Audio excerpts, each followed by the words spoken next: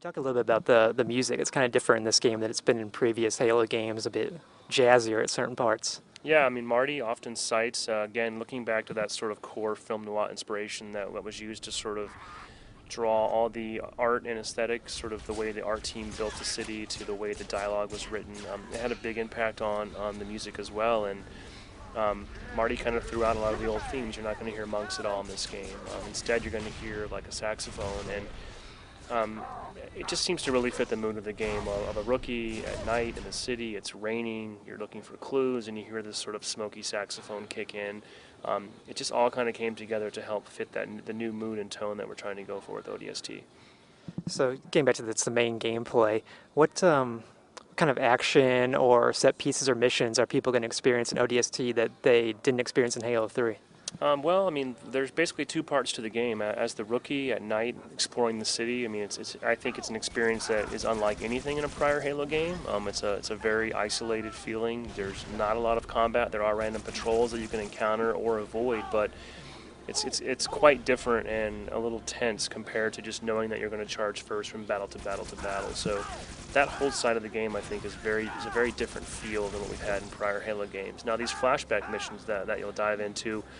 They are more traditional, sort of high-action Halo gameplay, and they're going to span the entire gamut from infantry-based levels to missions that will play out across vehicles, and I think similar experiences to what you've probably picked up over the course of the existing trilogy, but obviously they're presented in a different way. You're playing the role of these new characters that have unique personalities, and each of these flashbacks tries to deliver a different style of gameplay, and then they all feed back into the bigger overall story. So who is the Superintendent? The Superintendent is really sort of like a rudimentary artificial intelligence that runs the entire city of Mombasa. So this is a computer system that's responsible for everything from sanitation to traffic lights to utilities. In some ways you could draw a comparison to something like Cortana. Now far less sophisticated than her. The Superintendent can't actually vocally communicate with players. Instead, he's able to use cameras and all the facilities the city has to offer. So as you're moving through the city, the Superintendent can contact you and communicate with you via a map of the city in your database, help you finding sort of points of interest. He can also react by adjusting street signs and traffic lights, and he'll actually react in real time to your location and use us as kind of a guiding hand to keep you moving in the right direction. And he seems to play a larger role in the kind of side story of the game when you're unlocking the audio files, which are kind of the collectibles in this game, as opposed to the skulls. You're finding, I think it's 30 audio files throughout the city.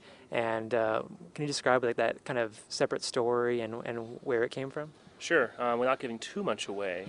In many ways, it's kind of building on the heritage of the terminals in Halo 3. These were sort of really deep. In this case, they were text-heavy, sort of fictional backstory elements that were purely optional, but if the players found them, they actually gave a pretty staggering amount of information about really old Forerunner flood conflict in the Halo universe.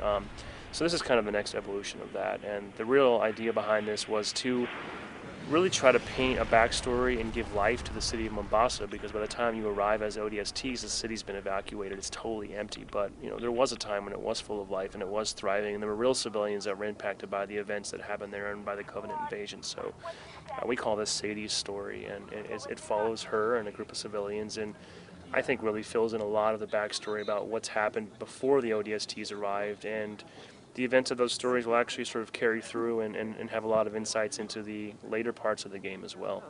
I should also add, too, that the whole sort of Sadie story, sort of side story, if you will, was done in collaboration with a group of people called Fourth Wall Studios. And this is these people, many of them came from the company that was responsible for the I Love Bees ARG for Halo 2. So obviously fans have come to really love that I Love Bees, and we're huge fans, and these guys are great storytellers, and in conjunction with their help, with our own team, and then with a really pretty famous and very talented comic book artist named Ashley Wood, all three of these groups kind of work together to tell out this rich radio play that will happen throughout the back of ODST.